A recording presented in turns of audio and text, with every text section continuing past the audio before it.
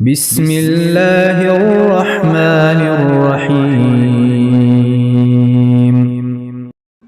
عبداللہ بن مسلمہ قانبی نے امام مالک رحمۃ اللہ علیہ سے بیان کیا، ان سے ابو زناد نے، ان سے عبد الرحمن عارج نے، ان سے ابو ہریرہ رضی اللہ عنہ نے کہ رسول اللہ صلی اللہ علیہ وسلم نے جمعے کے ذکر میں ایک دفعہ فرمایا کہ اس دن ایک ایسی گھڑی آتی ہے جس میں اگر کوئی مسلمان بندہ کھڑا نماز پڑھ رہا ہو اور کوئی چیز اللہ پاک سے مانگے تو اللہ پاک اسے وہ چیز ضرور دیتا ہے۔ ہاتھ کے اشارے سے آپ نے بتلایا کہ وہ ساعت بہت تھوڑی سی ہے۔ صحیح بخاری حدیث نمبر 935۔ سالم بن ابی جعد نے کہا کہ ہم سے جابر بن عبداللہ رضی اللہ عنہ نے بیان کیا کہ ہم نبی کریم صلی اللہ علیہ وسلم کے ساتھ نماز پڑھ رہے تھے، اتنے میں غلہ لادے ہوئے ایک تجارتی قافلہ ادھر سے گزرا۔ لوگ خطبہ چھوڑ کر ادھر چل دیے۔ نبی کریم صلی اللہ علیہ وسلم کے ساتھ کل 12 آدمی رہ گئے۔ اس وقت سورہ جمعہ کی یہ آیت اتری۔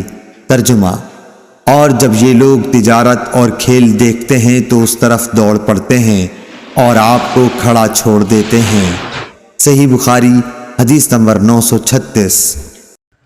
امام مالک رحمۃ اللہ علیہ نے نافع سے خبر دی، ان سے حضرت عبداللہ بن عمر رضی اللہ عنہ نے بیان کیا کہ رسول اللہ صلی اللہ علیہ وسلم ظہر سے پہلے 2 رکعت، اس کے بعد 2 رکعت اور مغرب کے بعد 2 رکعت اپنے گھر میں پڑھتے اور عشاء کے بعد 2 رکعتیں پڑھتے، اور جمعے کے بعد 2 رکعتیں جب گھر واپس ہوتے تب پڑھا کرتے تھے۔ صحیح بخاری حدیث نمبر 937۔ ابو حازم سلمہ بن دینار نے سہل بن سعید کے واسطے سے بیان کیا، انہوں نے بیان کیا کہ ہمارے یہاں ایک عورت تھی جو نالوں پر اپنے ایک کھیت میں چقندر بوتی۔ جمعے کا دن آتا تو وہ چقندر اکھاڑ لاتی اور اسے ایک ہانڈی میں پکاتی، پھر اوپر سے ایک مٹھی جو آٹا چھڑک دیتی۔